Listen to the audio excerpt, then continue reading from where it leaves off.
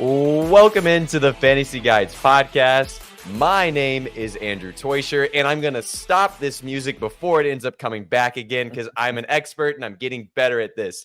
And what makes us all better is who we're joined by. And tonight I am joined by Steve Rippey, owner and operator of Fantasy Guides on Instagram, thefantasyguides.com, the maker of our beautiful, beautiful draft guides. I'm also joined today by Jacob Rhodes, fantasy contributor at Fantasy Guides, and Jesse, everyone's favorite, down home, heart of the team. He's back. He was on a trip, but he has returned for us. He's fixing Steve's mic.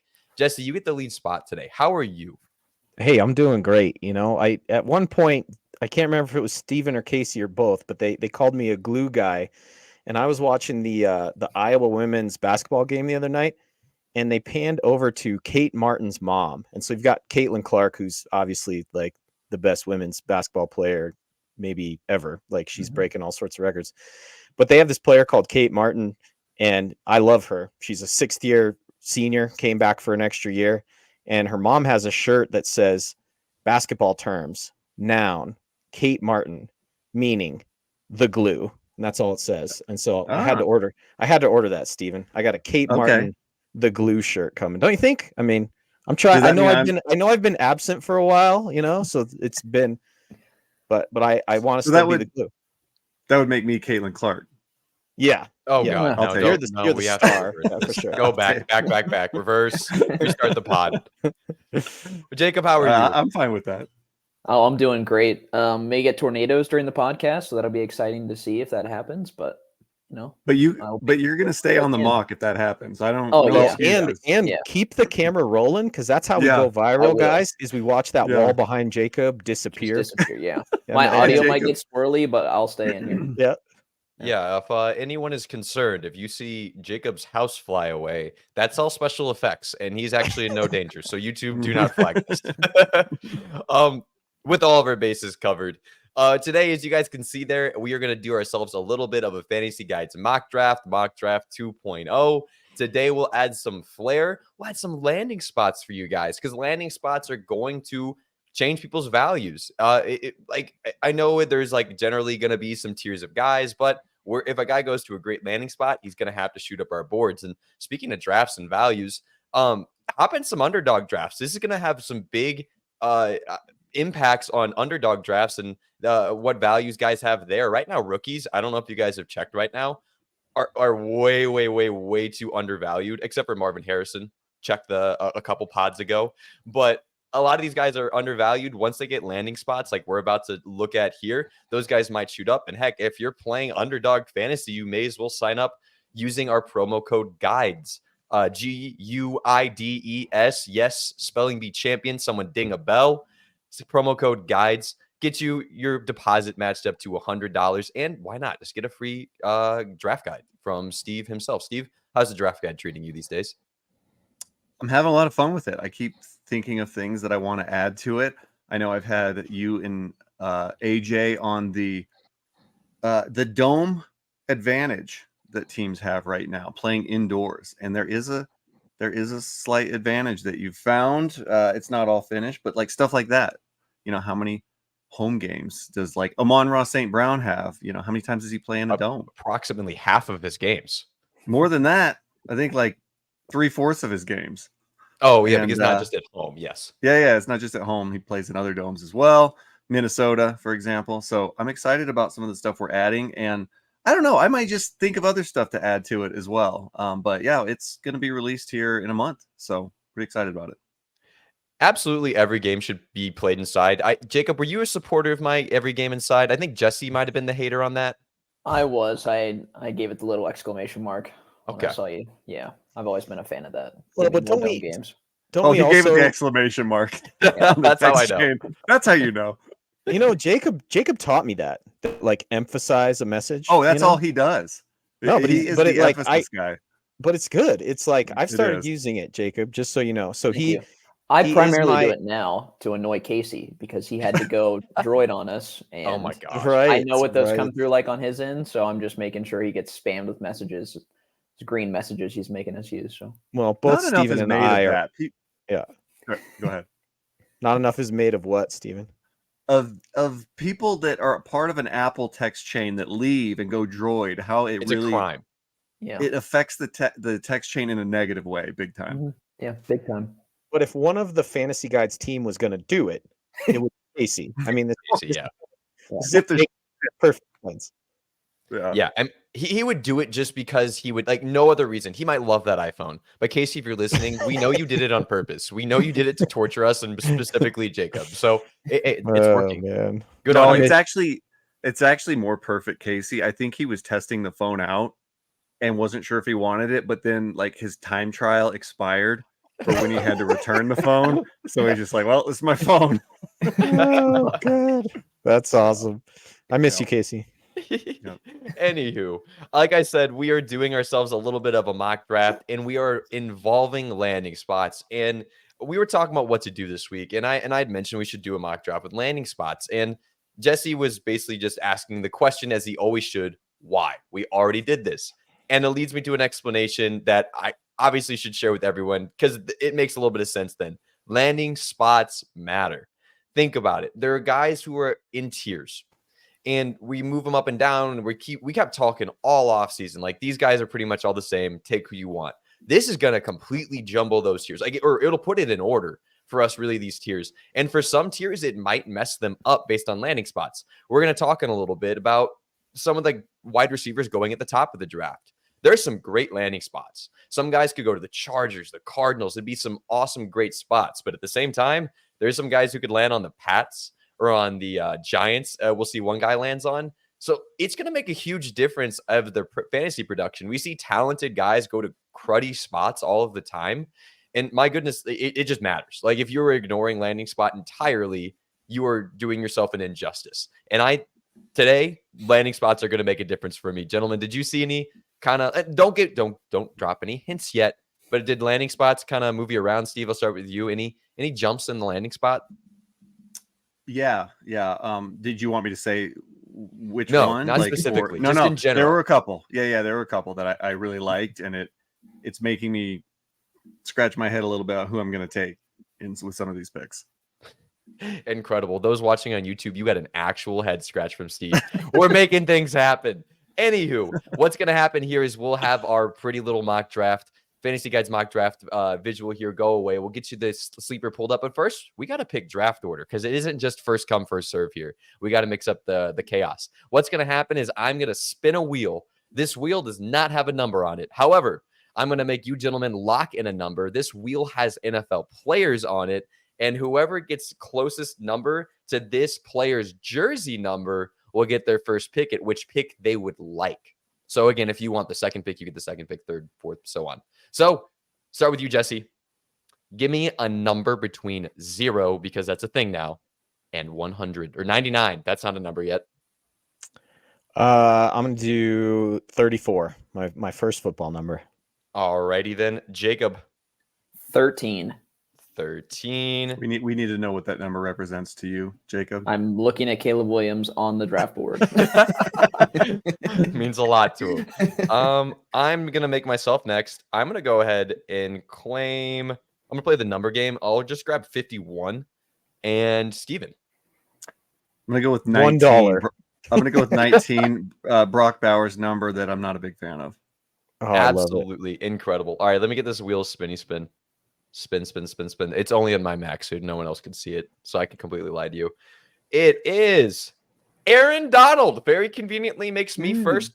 Because obviously Aaron Donald, number 99, retired. Respect, though. So in order of who gets to pick which pick they want, we'll go me, of course. Then it'll go Jesse, then Steven, and Jacob is left with our scraps. I'm going to go ahead and claim. See, I'm not ever a fan of going first. I hate being on the ends. So I'm going to go ahead and claim the first spot the second spot, because I don't want first. I think we know who's going there anyway. Let's see. Who's that make? Jesse, which spot would you like? I'll take the third spot.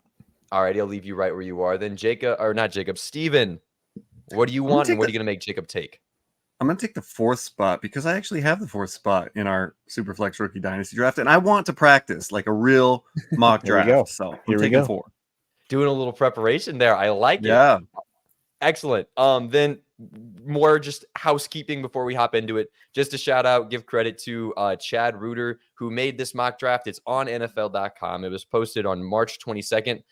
We take this one as 4 rounds. Fantasy football, not every important guy goes in the first round for fantasy football. So we got a little bit of an older one, but it's got all 4 rounds, which is why we picked it. So if you want to follow along at home, this is where we're picking through. We've got all of our guys on our fancy show sheet, though. So we'll go ahead and kick it off. We're going to have 4 picks in each round. We'll do a few rounds, see how time goes. We're then going to get this draft out on a post, and you guys can vote on who did the best. So let me know that I won at the end of this draft.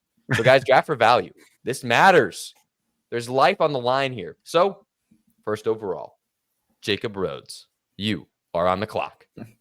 Yay. So this makes it super simple. This is Superflex, to clarify. I don't know if we clarified that already. Oh, Superflex. It's Superflex. Yeah. Yes, please. Yeah. This mock, like every mock you'll see and like what you'll see in a few weeks now. Caleb Williams goes 1 to the Bears, and I will take him number 1 in this mock. He gets the second best landing spot, I think, of the potential spots for rookies in this draft. Gets Keenan Allen, gets DJ Moore, gets Cole Kmet, gets DeAndre Swift, solid offensive line. I think he lands in almost an ideal landing spot, and he's a great quarterback. Not too much to talk about here. Yeah, I mean, you can kind of just really lock in that first overall pick. Jesse, I'll ask you come back and joining us. Caleb Williams, if he would have, I don't know, somehow landed in like a Carolina adjacent situation, let's say if he somehow was like on the Patriots, would you probably still put this guy 101, just kind of like grading out his talent and fantasy impact potentially? Yeah, I think so. I think we've gotten bored because we've known that he's going to be the guy for a long time, and that's maybe let doubts slip into people's mind. This guy's a generational talent, so I don't think you can pass up on him on a super flex like this. Good pick, Jacob. Thank you. Absolutely. Throws it, runs it, does everything. That puts me up at number 2, and man, I'm going to absolutely wow some folks. I'm going to take Marvin Harrison at number 2. He's just my second overall player, and I think this actually does bring a discussion. I'm very confident taking Marvin here at 2 because his landing spot in this mock draft is to the Chargers at 5. So that's just like the spot you want him at. It's either there or the Cardinals. I'll take a guy paired with Justin Herbert. I'm not going to be one of those guys who just says, take the quarterback no matter what. You have to take the quarterback. I think that's so misconstrued. Like, why would I take the guy I think has a worse chance at being a good fantasy football player and football player in general for a worse one? Whenever they're, similarly tiered, could be impactful. I just don't think that has to be overthought. Steven, I see you nodding your head. So if you agree with me, speak up. Otherwise, don't talk. No, I was nodding in agreement. Yep. Excellent. So you're fully on that QB, like a little overvalued sometimes in Superflex. Yeah, I don't think it's a slam dunk every time. I don't think you just take quarterback because it's Superflex and quarterbacks are currency. I think in this unique circumstance, you definitely take. We saw it a few years ago with Jamar Chase. I think Zach Wilson. Some people were taking Zach Wilson over Jamar Chase a few years ago because he was a quarterback, and I don't think that was the right move. And I don't think that would be in this draft either. I'm glad you agree. So that takes Marvin Harrison again, went to the Chargers off the board, Caleb Williams to the Bears off the board. And that leaves Jesse there at pick number 3. You're on the clock. Who are you taking? I think this is an interesting one because just so you guys understand the landscape of the mock that we have in front of us, Jaden Daniels went number 2 to the Commanders. Drake May went number 3 to the Patriots. And then Malik Nabers went to the Giants, pick number 6. And I think that, you could make the case for Nabers until he goes to the Giants, and then that becomes way less interesting for me than the quarterbacks.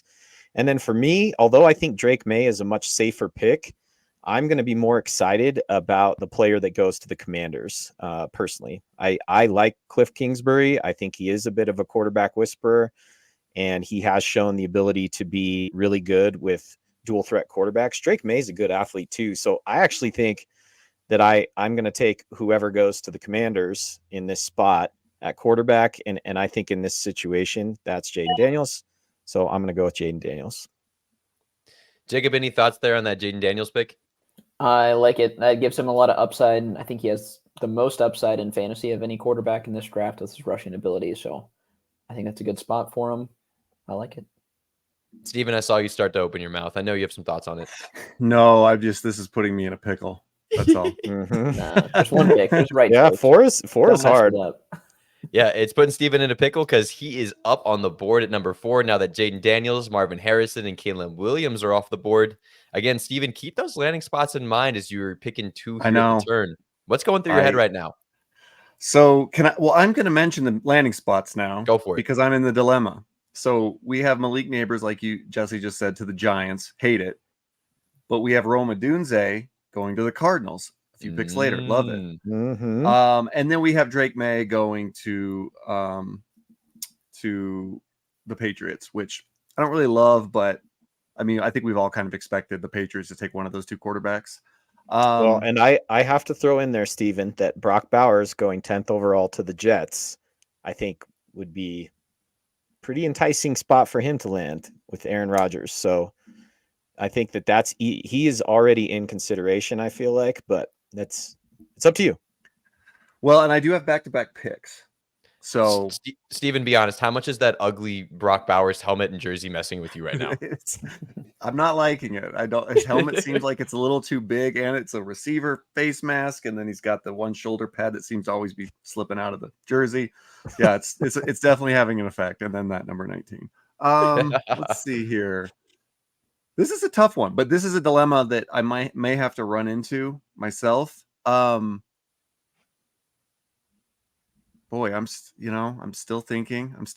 I am going to go, because of the landing spot only. I am going to go. Let me scroll to my little thing here. Steven versus technology, the daily battle. I'm going to go with Drake May.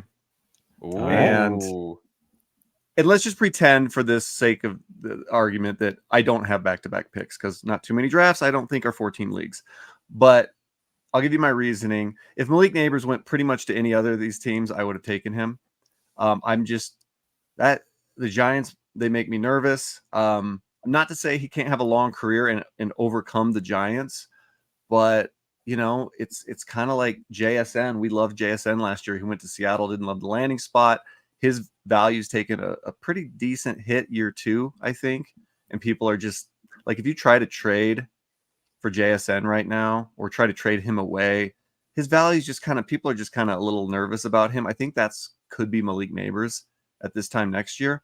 Whereas quarterbacks, they hold their value, especially a quarterback taken this early, especially an athletic quarterback that has comps similar to Josh Allen. They hold their value year 2. We saw it happen with Trey Lance. We've seen it happen with Justin Fields when they had just horrific rookie seasons. We saw it happen with Trevor Lawrence. I think that Drake May, I think he's a good quarterback. As bad as the Patriots have been recently, we have to remember this has been a very successful franchise. I'm going to draft him because it is Superflex, and I think he will be able to more safely hold his value by this time next year. Steven, I want to drop a bomb on you. So I'm listening always, reading always, all sorts of football content.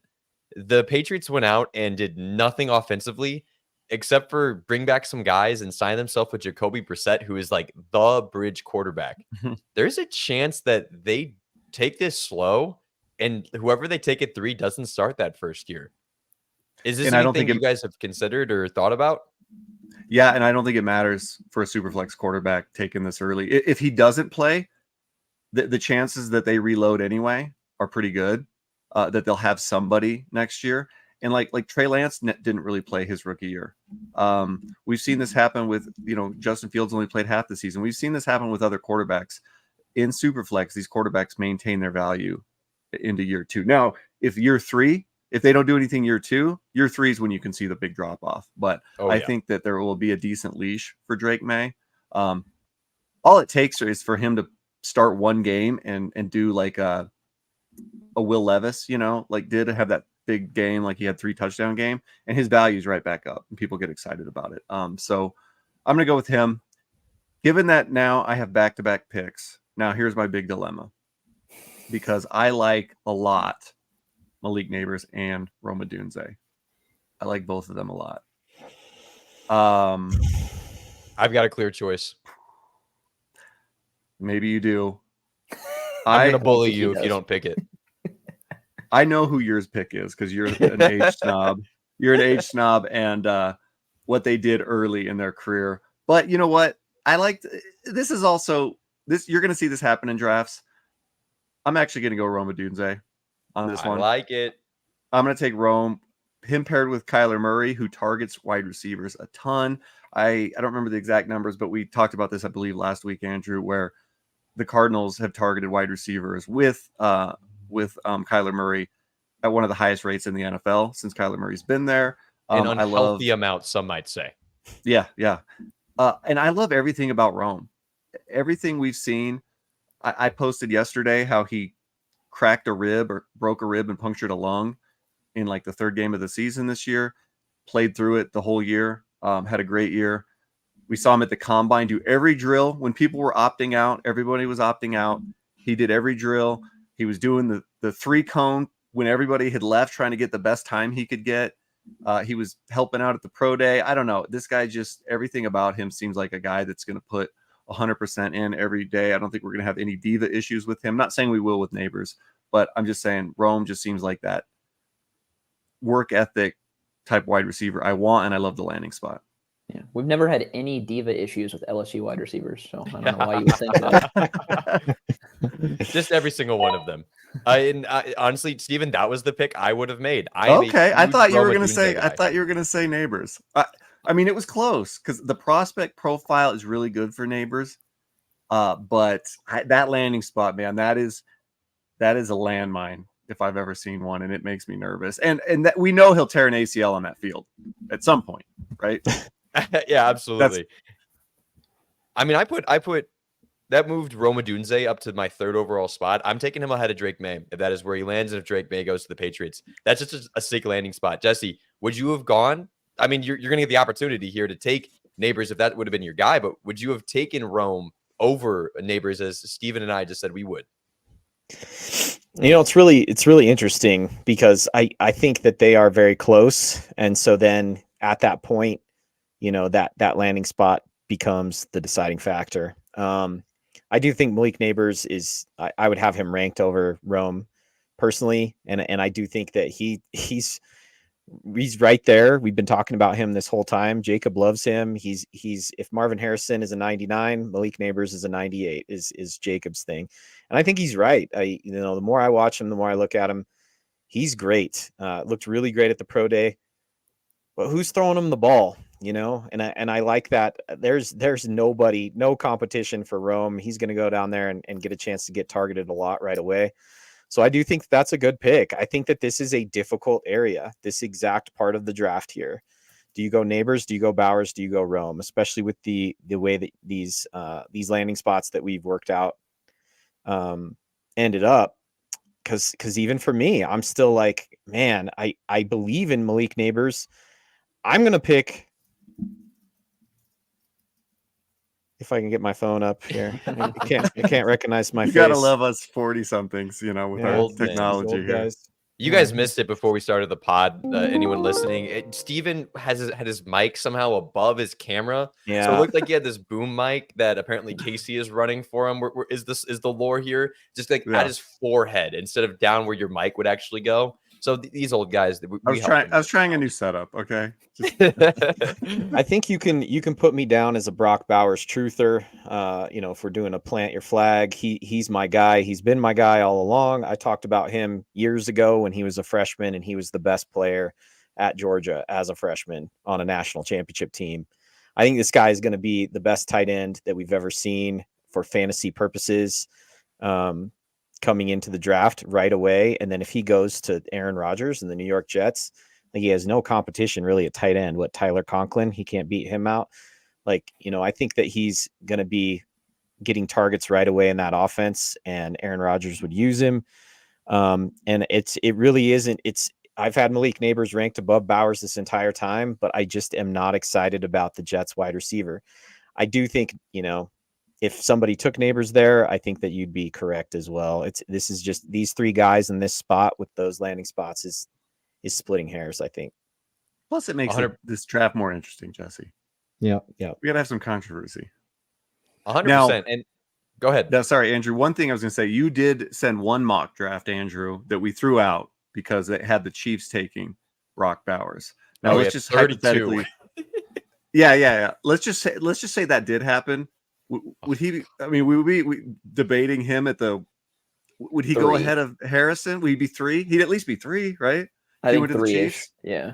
You'd have Imagine. to talk about Harrison. If Harrison, let's say Harrison goes to the Pats do that for some reason, and the Neighbors leaks down to the Giants, and then you put Bowers on the Chiefs. Jesse would lose his mind. Jesse would like trade for the 102 immediately just to make sure that that's what he got.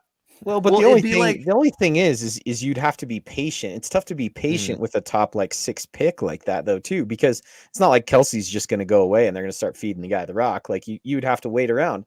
Whereas with the Jets, he's, Tyler Conklin, nobody cares about him anymore. You have a top 10 tight end that you just picked up, so I think that even the Chiefs, as fun as that would be, that's way down there. I don't know that he lasts that long. I guess we could see them trade up or something, which is what we have in this mock, but we'll have to see. Jesse, as somebody in another dynasty who traded Kelsey away for Gronk the year before Kelsey became Kelsey, be patient if this happens. Just get Bowers and sit on him for 2 or 3 seasons, and you'll enjoy it for a decade. Oh yeah, I mean, in tight ends, even if they hold value because everyone knows you sometimes have to wait. So let's say something weird happens and Bowers isn't immediately incredible. Kyle Pitts still could have been, he could have been flipped for Travis Kelce plus in his second year. And Kyle Pitts wasn't even phenomenal his first year. So yeah, those guys hold value. And I mean, speaking of value, I'm the dude who has the 7th pick in a draft. He's going to look so smart because I've written about it. I've written articles. We've been talked about it here. Like, the top 7 of this draft is ludicrous, and there's a chance if a good landing spot happens that the top 8 looks really good. So whoever's picking 7th in your draft, you're gonna look smart in Superflex. As I just get to go over here and pick Malik Nabers to pair with Marvin Harrison. So socials, get ready for me to win this draft 110% because I'll take Marvin Harrison with my first pick and Malik Nabers even to the Giants as my next pick. I remember one time long ago, this good receiver prospect went to the New York Giants with an aging quarterback who we didn't really think was amazing or anything. And that guy was pretty stinking good. That young man's name was Odell Beckham Jr. And dude, I think Malik Nabers plays a whole lot like Odell Beckham Jr. So this dude, wherever he goes, it is electric city. So even if it's the Giants, I do think I really probably would have Bowers and Nabers. I probably would have contended with. Like, you can't go wrong. But I think we did this appropriately, and this is how good this top 7 is. Move up a tier if you can. I've written about it, and I'm talking about it. What do you guys think? Malik Nabers, were you guys considering, like, the next group of guys I kind of have here are, like, JJ McCarthy to the Vikings, Adonai Mitchell to the Bengals, Brian Thomas to the Cowboys, Bo Nix to the, what do we have? Bo Nix to the Broncos. Were any of those guys in contention for this Malik Nabers spot, or what would you guys have done here? I think those 7 have been our 7 for a long time. The only thing that I would say is if we do get JJ McCarthy going like 4th overall to the Vikings, like this is saying, Vikings move up, draft him with the 4th pick. I think that makes a clear 8 as a top tier because I think that now, Jacob, I don't want to tell you. Oh, I agree. I've got my finger on the trigger ready to pull. All right, good. So I don't want to bury the lead, but I think that the 100% agree. 8 gets a lot stronger at that point, and we've been talking about the 7, and that and this is why mocking again makes sense because we do have some movement even within our tiers with our loyal listeners. You can be like, you can just sleep a lot better if you got up to pick 7 because you're going to get somebody really good, and if you can weasel your way into the top 8, you're going to get somebody really good. I think our elite tier has expanded if with the meteoric rise of JJ McCarthy in this offseason. Before we go any further forward, I should have mentioned as our lovely host that the reason Rome Odunze somehow ends up on the Cardinals is not because the Cardinals took Rome Odunze above Marv. I should have mentioned the Cardinals in this mock end up trading back from 4, giving it to the Vikings, and then trading back up to the 8th pick with the Falcons, where they then will take Rome. And the only reason I really want to mention that is 1, this is why this looks like this. No one's saying Rome's better than Marv. 2, dude, we cannot pretend like we know what's going to happen in this in the NFL draft, in the real NFL draft. Nobody was predicting that the Houston Texans were going to take was it? I think technically Will Anderson went 2, or maybe it was Stroud went 2, and then they trade back up Stroud for the went 2. third. Mhm. Stroud went 2, and then they traded back up for the third for Will Anderson. And Will Anderson isn't a fantasy football relevant guy, but that threw a lot of stuff off. And so the Cardinals last year actually traded back out of the top 10 and then traded back into the top 10. So crazy stuff can happen. Don't go into your drafts or start making trades like, oh, I know exactly who's going where. We don't know who's going to have what pick at this point. So just to kind of keep this in mind as we're going forward. And Jacob, I think you've made it pretty obvious where you're going here with your 8th overall pick. Yeah, gladly I'll pull the trigger on the new Vikings quarterback who gets the best weapons. So I've got the guy I think got the second best weapons in the draft. Now I get the guy that has the first best weapon. So I got my super flex positions locked up. So I feel great about that going back to back with quarterback. But McCarthy's rise has been kind of crazy this past just month. He's now, I saw he's plus 100 to be drafted by the Vikings. So that's pretty substantial favoritism there that he's going to be the next Vikings quarterback. And if he is, I don't think there's a better landing spot for a young guy like that. All he has to do is get the ball out and he'll be fine.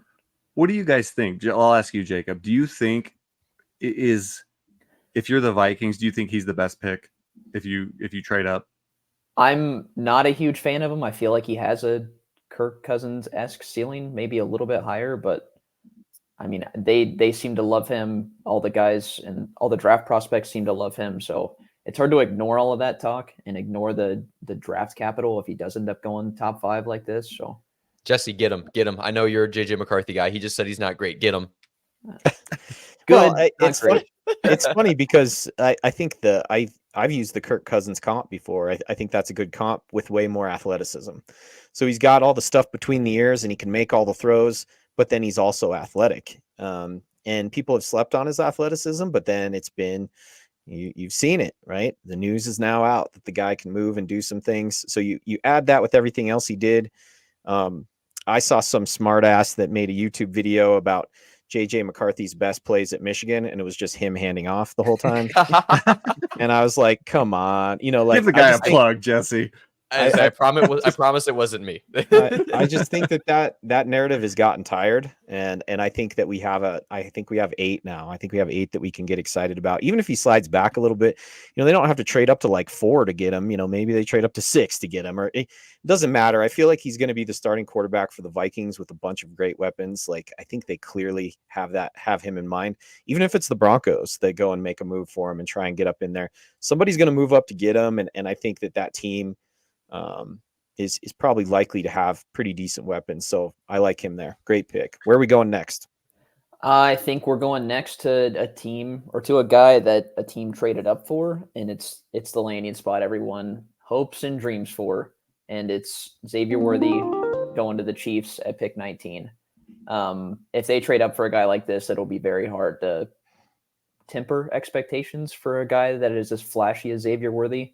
Probably a little bit of a scary boom bust guy. I think more risk in a pick like Worthy, but the ceiling is going to be incredible if he's linked with Patrick Mahomes for the next 10 plus years. So, well, at the timing of this draft, we don't know Rashid Rice's status. So, best time to take him is right now. Let's talk about that a little bit, because I probably should have kicked that off with the news at the beginning. Just kind of picking your guys' brains on that situation. Obviously, just to kind of preface it, tragic. Like no one wants any of this.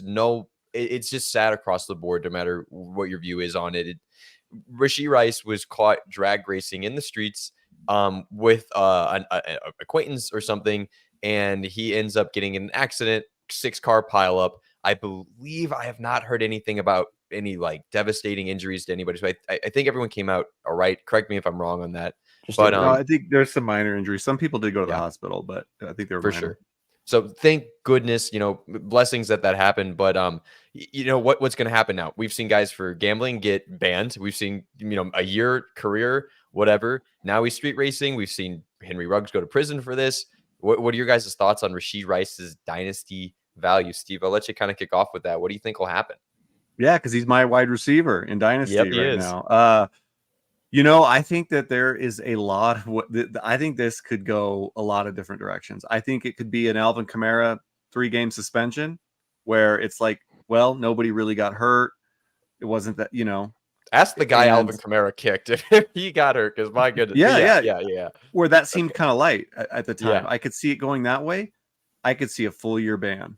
And the reason being, what's the difference between what he did and what Henry Ruggs did? People didn't die.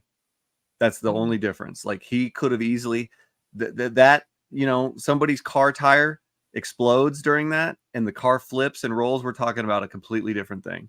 So I could see the NFL completely suspending him for a year. I think right now, if you've got Rice, I do. I'm just kind of holding and You have to hoping for hold. the. I don't think you can, because even let's say he does lose a full season, his career is not over. I wouldn't think. I do think the Chiefs are a good organization, and they could work with this and get him back on the right track. But I think it has a wild range of outcomes. Jacob, Jesse, any thoughts on there? You guys agreeing with him? And I'm good with that. And I think to tie it back into the Worthy pick, it's a good compliment if Rice is on the field. So I would be happy either way, whether Rice is there or not. So I'll take Xavier Worthy.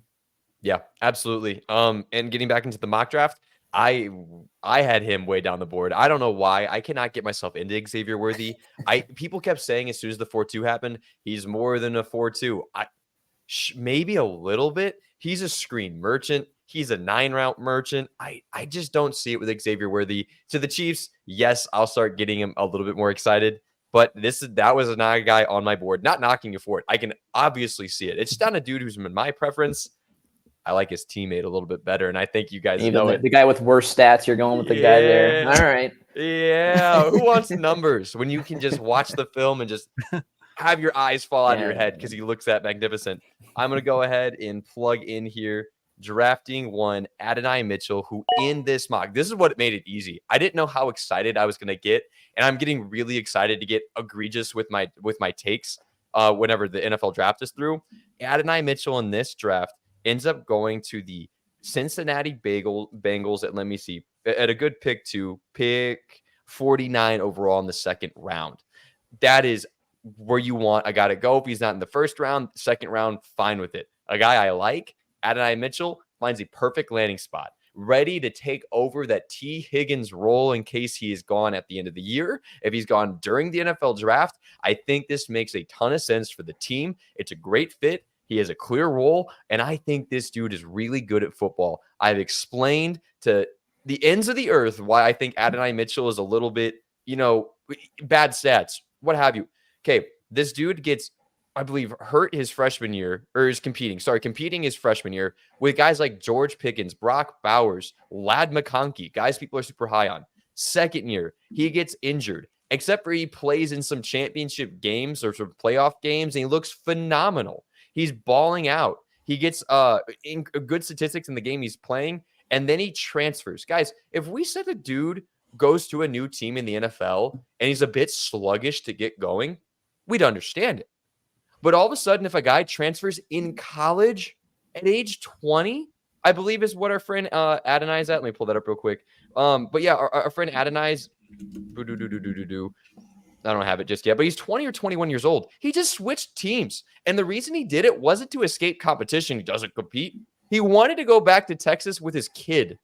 I just think this makes a ton of sense. He pops in on Xavier Worthy's team, and he kind of looks just as good. And honestly, I think he looked better. What are you guys thinking? Am I too high on Mr.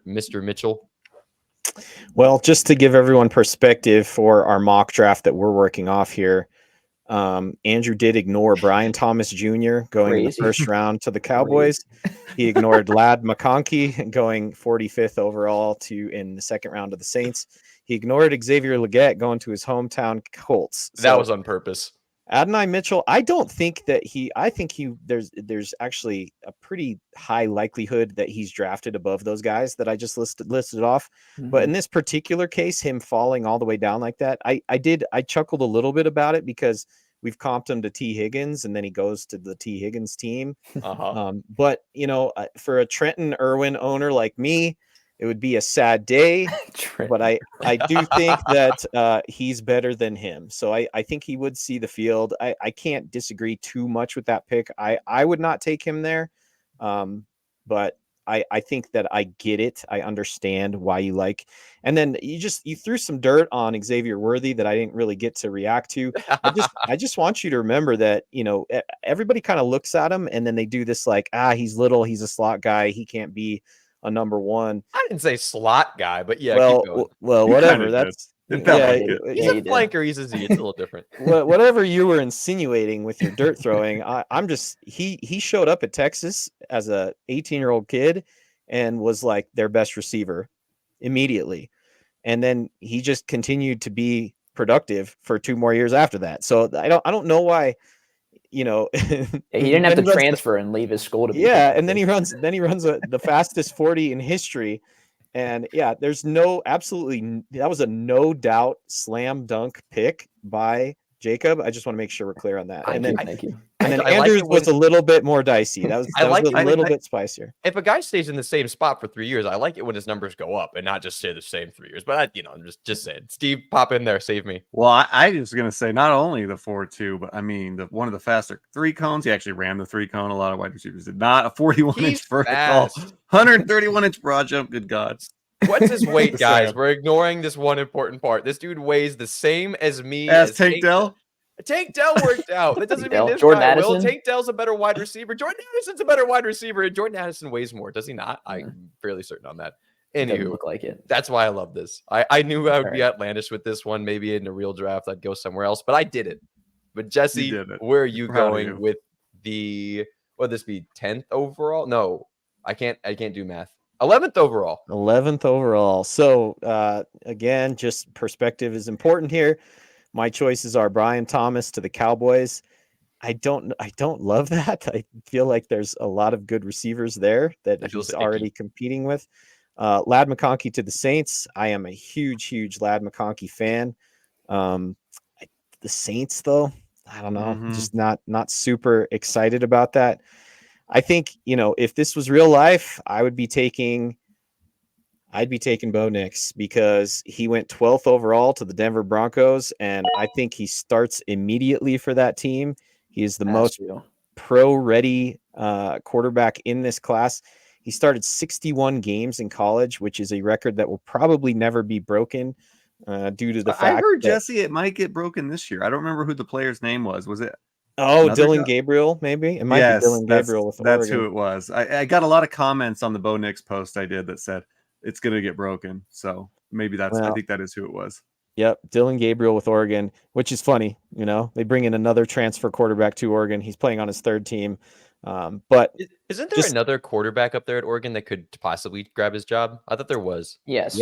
Yeah, there is. There's another transfer kid that came in that was everything out of UCLA, Dante Moore. There you go. So we will see. But no, I think that is a quarterback battle in name only. I think it's Dylan Gabriel's for sure because he's just like Bo Nix. He's a left-handed Bo Nix. Next year we'll be doing comps. Yeah, I know. Andrew doesn't like lefties. Oh no. Here we go again. Oh. No, so I think that's a little bit of a homer, but also it's like, man, Superflex, I could lock down a quarterback that I think is going to start right out the gate. I think he's clearly better than Stidham. And then this is a situation where Peyton gets to get his guy. If he does move up and get JJ McCarthy, I think it's the same deal. I think it's his guy. He knows that he can run his system. I think he comps really well with Drew Brees. I think he's a smaller quarterback that's very accurate, very cerebral, can be a point guard on the field. That sounds a lot like Drew Brees. So I think that could definitely happen in the real world. And he would be my guy in that situation. Yeah, I think that's a solid pick. And as you've pointed out many times, Jesse, Drew Brees a little more mobile than people thought. Bo Nix a little more mobile than people think, going back to those Auburn days. I really do like that pick. I think that's a very solid pick there, especially Superflex. Steven, you're on the board here with the 12th overall pick. This will close out our 3rd round. We'll probably get at least one more round in here at the 45-minute mark. What are you thinking here at your turn? I'm thinking I wanted to take the 3rd pick. Is what I'm thinking. Because Jesse keeps taking players that I'm like, I like have all that I'm about to say about said player, and then I'm like, well, got to pivot. So, all right. So I got the 12th pick. Now, Jesse already mentioned some of these landing spots. These landing spots, some of them are killing me. Like, Oh yeah. I love Brian Thomas, but I feel like he's just opening up more targets actually for CeeDee Lamb now. Like now I'm actually more excited about CeeDee Lamb if he goes to the Cowboys. Lad McConkey to the Saints. I agree, Jesse. I'm not in love with that landing spot at all. I'm kind of intrigued a little bit by Troy Franklin to the Steelers, just based on the Steelers' success with wide receivers. They just doesn't matter who's the OC, they just always seem to churn them out. But I'm going to pivot here because this is a mock and I can practice on this stuff. I'm going to go with the running back that the Dallas Cowboys selected in round 2. Okay. Out of Texas, Jonathan Brooks. Good pick. And let me do the little pick here. He's not on my draft board. He's not this high, but my draft board didn't have him going to the Cowboys, which I hear is very likely. Oh, yeah. I could see that being about likely. that one a lot. They've been doing the work on his rehab, correct? He's already moved in. Yeah, they did the surgery in the Dallas Cowboys doctor did his surgery. That is no joke. They know everything. Yeah. And the thing is, even if let's just say worst case scenario, he did not play this year, which he will. I mean, with it's happened pretty early now. These guys play pretty quick. We saw it happen with Breece Hall last year. It took him a month to get up to full speed. So I think he'll be fine. Maybe he starts out slow. Maybe he doesn't even play the first half of the season. But man, the competition is like zilch right now on the Dallas Cowboys. Rico Dowdle, Deuce Vaughn, yeah. None of these guys. Here's some context. I just traded Deuce Vaughn to Andrew for Carson Wentz to be my backup quarterback. That's how much I'm excited I am about Deuce Vaughn. I think he weighs less than Xavier Worthy, actually. But I digress. No, I just think he's going to hold value regardless. People are running back starred. I think he could be a 3-down back there. He's a young back. He's prototypical size. He's explosive. I like everything about him in that landing spot. I think he could be like the next Zeke there. We know how much Jerry Jones likes having that staple running back, and I think that's Jonathan Brooks. So would you guys any disagreements, Andrew? Would that have been your move? One major disagreement. Deuce Vaughn weighs 11 pounds more than Xavier Worthy, and Deuce Vaughn's 5'6". So just gonna. I knew he was short. No running back. So. Jacob, you're 5'7", 5'6"? What are you over? I'd love to be 5'7". Okay. Hey, you're the only guy on the pod shorter than me, so I'm not I'm not trying to call you out. I'm just saying you and Deuce Vaughn are about the same, right? No, I wish. But I love that pick. I am such a fan of Jonathan Brooks. I'm letting the draft capital tell me whether or not his ACL is good to go. But if he falls into like late second or dare I say third round of a draft coming up, dude, I'm gonna go crazy like a dynasty round 3. That's not happening. Yeah, probably not. But maybe people get scared. They don't know the name. They haven't watched much. I don't know. I love me some Jonathan Brooks to the Cowboys. I think that's a great choice. But Steven, you got to make another pick, and I'm gonna cap you. This will be your last pick. We'll end after this. I know round. This is a tough one. Well, you know what? Here's where I'm going to. I don't love the landing spot of a lot of these guys. This guy would have gone much earlier had he not also gone to the Cowboys. I'm gonna have to go with Brian Thomas, the other LSU wide receiver. He's going to have some splash plays for sure if he's with the Dallas Cowboys. He's going to have some big plays. He's going to score some long touchdowns. The guy is a freak athlete. I think he has almost a perfect, if I'm not mistaken, we were talking about the RAS score. He almost had a perfect athletic profile there. Score, yeah. Yeah. And I think he's an extremely good complement to CeeDee Lamb. I think his ceiling will be limited there. I don't think he can garner a target share that can compete with CeeDee. But what I could see him is maybe a more explosive Mike Williams. A Mike Williams that can actually extend the ball and take those long plays all the way. So I think he's going to be very hit or miss with the Cowboys. But I think that offense has been one of the top offenses for years since they've had Dak Prescott. Now, fingers crossed that they're able to keep Dak Prescott beyond this season because they have stalled in contract talks, but I'm just drafting this assuming they're going to keep Dak Prescott. So I'm going to go ahead and select him right now. I It's a gotta great. push back a little because I think Ooh. no, I think it's a great pick, but I Oh, would have okay. taken him earlier. I was thinking Oh, about him when I was looking at Xavier Worthy. I don't think the landing spot's bad. Like you said, he's on one of the best offenses in football. Dak's gonna sling the ball. Dak is there for the foreseeable future, and he's the number 2, but he's a perfect complement to CD. And there's no one on that depth chart that scares me that he can't beat out. It's Oh, for sure. It's an old Brandon Cooks. Michael Gallup is now gone. And outside of that, it's pretty gross. So I think he can carve out a role there. He excelled as a wide receiver too at LSU. I think he could definitely do it in Dallas.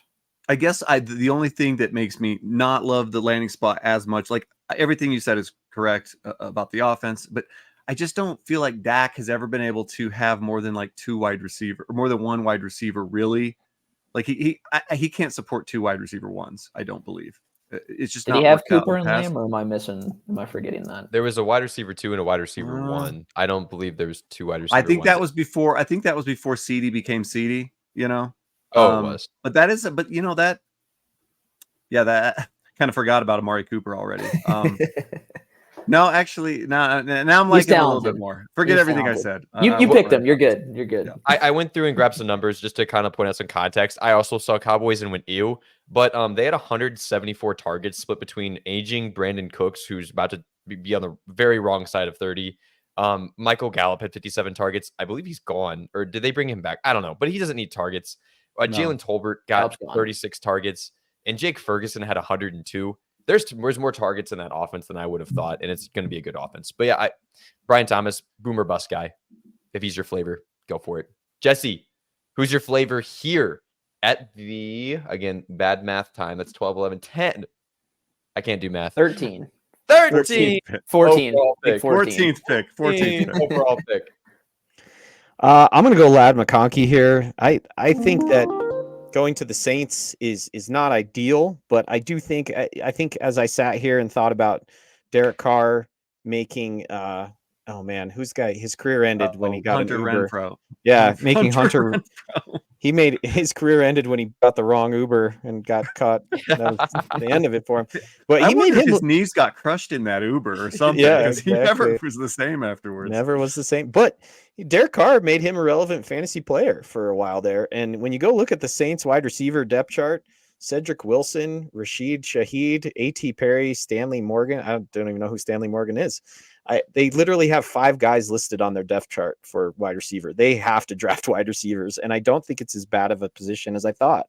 And I love Lad McConkey. I think that this guy could be dynamic in that middle range of the field, which seems to be really where a lot of guys do a lot of fantasy damage. That's why we see Travis Kelce doing so well. You know, that doesn't always have to be a big receiver. Sometimes it can be a little receiver like Lad. So I think he's dynamic. I think that, you know, all of the things that Andrew said about AD Mitchell, Lad beat him out, you know, and so you can say lots of nice things about him, but that guy transferred partially because Lad was the guy there. So that's how I look at it. I think there's a lot of value at that spot. Mm-hmm. Yeah, I really think I do like Lad more. The spots just flipped him for me. I still like both those guys more than Xavier Worthy. Again, I guess that'll just be my mortal enemy in this draft, probably will be Xavier Worthy. But yeah, I like Lad a lot. Scared me off, but that's good reason to still go for him. Sitting here at this pick, I'm just gonna have to go super flexy on this. I really don't like some of the gross landing spots. Like I'm considering here Blake Corum to the Giants in this mock in the earliest second round. In this mock, Blake Corum was the number 1 back off the board. I really liked a landing spot sneaky of Jalen Wright in the 3rd round of the Cardinals. That team's going to run the ball a lot, and James Conner's always hurt. So yeah, I'll just go ahead and go Michael Penix. He goes in the early 2nd round here to the Oakland Raiders, to the Las Vegas Raiders at pick 33. This would be like your classic Will Levis-like move. Team trades up, get them right where they want him at the beginning of day 2. So yeah, I like Michael Penix here. I just think he has a lot of upside as a thrower of the football. Jesse thinks he's mobile. I disagree on this mobility, the potential of it all. I think he runs fast. He's just so hurt. There's so much risk here, but I'm getting him in the 2nd round, and that's where I'm really comfortable taking him. I'm not taking him above probably anyone that we've taken so far. Michael Penix, you could throw for a lot of yards on a team with Devontae Adams. So that's kind of my reasoning there. I think it's a great pick. I think the guy is again, this is something we just get bored with the way things have been. At this point, previous years, it was like, which quarterback do you take? This many quarterbacks deep. Okay, I'll throw a dart at the kid going to the Detroit Lions to go back up, this Tennessee quarterback that we said not to draft. This is not that situation. These guys are all good. So I think you're getting a ton of value everywhere there. And I was definitely considering Michael Penix at my last pick. I think you could consider him at Steven's pick even. I think that he's going to be the best guy there, and he's going to throw for a bunch of yards. Could he have his fifth season ending injury as a rookie in the NFL? Maybe, but so there is some volatility, but I do think that he is the real deal. All these quarterbacks we've listed, real deal, real deal, real deal. There's 6 of them. So, if you get one, I think you're in good shape. I think that that's a safe point in time to select him. So I'm going to stamp of approval, Andrew. Yeah, I mean, his injury report really is just a game of head, shoulders, knees, and toes. Like, what has he not hurt? But yeah, he goes up the board, 15th overall, and Jacob is going to close us out. You're on the clock, Mr. Rhodes. Who you taking with the 16th overall pick? I'm going to close us out with one of my favorite prospects in the draft, and it's Troy Franklin, who has kind of an ugly landing spot, but there are a lot of vacated targets in Pittsburgh. So he goes second round and middle of the second round to the Pittsburgh Steelers in this mock. So I think he immediately jumps into the number 2 role and could easily be better than George Pickens in the NFL. He's got all the tools you want in a receiver, super fast guy. He can play the slot if they want him to. They just got to figure out the quarterback position and he'll be fine. That's the only worry there. That landing spot's kind of scary, but that's why he's falling all the way to me here at pick 16. So I'll take my chances. And he's a guy that could totally go at the end of the first round and flip all of that, right? Yeah. So I do think that it seems like people are maybe like split on him a little bit, but I'll tell you, Joel Klatt, who covered him a lot, loves him. He's one of his plant my flag guys. He talked about on his latest pod. Thinks he's long and he's fast, and yeah, I also think that he could fit in with that system and be just as good as Pickens as well. 100%. And that wraps up our draft, 16 deep. I'll just kind of rattle off the order of the guys just for those listening, not getting to see the visual. Our draft went Caleb Williams at 1, Marvin Harrison, Jaden Daniels, Drake May, JJ McCarthy, Malik Nabers, then Brock Bowers. Yep. Snake. Snake. It went Caleb Williams, Marvin Harrison, Jaden Daniels, Drake May, Roma Dunze at the 5th pick. 6, Brock Bowers. 7, Malik Nabers. Then JJ McCarthy. Then Xavier Worthy. Then A.D. Mitchell, Bo Nix, Jonathan Brooks, Brian Thomas, Ladd McConkey, Michael Penix.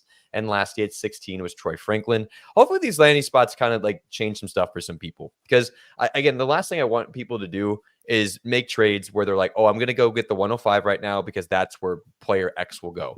And then everything change on you.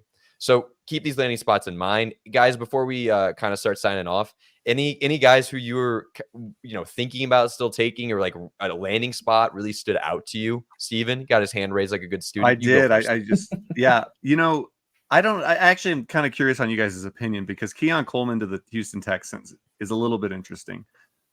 We know that offense is going to be good. He is the 3rd wide receiver there. Are we 100% sure Nico Collins gets re-signed? Yes. I just think so. I think that offense, like if you're looking for a boom guy that could score some touchdowns on a good offense, I don't mind Keon Coleman. I do think the guy's an electric athlete. I don't care that he ran a little bit slower at the combine. I think he's plays a little bit faster than that. I kind of liked him. I don't know that I would take him over any of the guys we took, but if I had the next pick coming up, I wouldn't mind Keon Coleman. Jacob, Jesse, any guys that really stood out to you with their landing spots? I mean, Blake Corum going to the Giants would be on my short list for sure. He's the first running back off the board. He's going to compete with Gary Brightwell, and Devin Singletary. Singletary, but I think he's better than those guys. He probably has more carries, which is not always great for Dynasty, but extremely experienced player. I also think that there's still some great wide receivers. You have to remember this is a very deep wide receiver class. So if somebody would have taken Xavier Legette going to the Colts or had taken Keon Coleman, as Steven mentioned, going to the Texans, all of those I think would be good as well. And then, as crazy as crazy as it sounds, I think Andrew's absolutely right on Jalen Wright to the Cardinals, even in the 3rd round. I think there's something very intriguing about that as well. And Trey Benson, we didn't even get into Trey Benson. He could be the first running back off the board. And this one, he went in the 3rd round to the Patriots. I think he's a very good running back. And he, that depth chart doesn't look extremely scary right now either. So he could find his way on the field pretty fast there too. So I think those are the best guys left. If we got into this next, finish the second half of the 2nd round and got into the 3rd round, I think those would be some of the first names off the board. I was looking at Malachi Corley. He went 3rd round to the Jaguars, and I think That's he where could my fill eyes a very, very much needed role in that offense. And Gabe Davis doesn't scare me. He can fill that outside role, has that running back size, all that yak ability. That'd be a fun spot for him to land. Yeah, I mean, I like Malachi Corley there. I think Gabe Davis will stay nice and far, far, far away from Trevor Lawrence on the sideline. And Malachi Corley, he'll play the Jamal Agnew role. Have you guys watched much Jaguars football? Unfortunately, I have. Unfortunately, I have to. Yeah, dude, they have an obsession with. I need this receiver who's not really a receiver, but is gonna just take like in rounds like 15 times throughout the season and just drive everyone, specifically me, crazy. Give those to Malachi Corley, and all of a sudden you got something working. If he goes to the I really thought about taking him where I took Michael Penix just because I wanted to be flashy. I really like Malachi Corley, running back, wide receiver, kind of hybrid in that sort of scheme. Whoa, I like Malachi Corley. I think he's got some Debo to his game. I hate that landing spot. I don't really. I have no interest in a Jags. Look at the depth chart. They have Parker Washington, who popped a little bit. They have Christian Kirk, Zay Jones, Gabe Davis. It's all mid. Devin Duvernay is not a bad player either. So that is, if you're a later round wide receiver, I mean, maybe if they take a guy and there's a ton of draft capital and you're going, okay, they're putting them up here high. They want to get this guy, but who are they benching there? Zay Jones, Christian Kirk, or Gabe Davis? Like, which one of those guys is coming off the field for Malachi Corley? Zay Jones. They brought in Gabe Davis. No way. That's just because I own Zay Jones in Dynasty. I'm going to be devastated. I do like Jalen Wright to the Cardinals. Yeah. But one that I have to laugh at is Audric Estime to the 49ers. Jacob, you're supposed to mention him. That was your role. I know. That feels like that could happen. Like that just feels like a Shanahan. So awesome. These 4th and 5th round running backs, and I totally could see that one happening. He would rise for me for sure. That'd be great. I actually really, really liked Will Shipley to the Chargers too. Ooh, that is sneaky good. I didn't even get that far down, but man, in the 4th, ton of value there. And he is that dual threat running back too that you want in fantasy, and we've seen Justin Herbert support that absolutely, right? 100%. There's only a couple running backs in this draft class who have actually seen run a route, and it's Will Shipley. He is one of those guys. Mm-hmm. Yep. So yeah, that'll kind of wrap us up, unless anyone's going to interject with some last minute thoughts. But yeah, landing spots, big deal. NFL draft. We're at the end of this month, gentlemen. We are so close to reaching the glory, the holy land of the NFL draft, and then we'll get some more takes because we're getting feisty over fake landing spots. Wait till real landing spots. It'll be but follow us on socials. You can find Steve specifically running the main page at Fantasy Guides or fantasyguides.com. Get yourself a draft guide. You can find Jacob at I actually pulled up my phone this time because I mess up your handle every single time. FG Rhodes FF. You can find Jesse at Debbie Rookie Watch on Instagram. Give us some follows, give us some likes, rate us please on whatever you're listening to, Apple Podcasts, Spotify, YouTube. Give us that subscribe. And I think that's it. Gonna do us for the day. Use our promo code on Underdog. Say bye to the friends at home, everybody.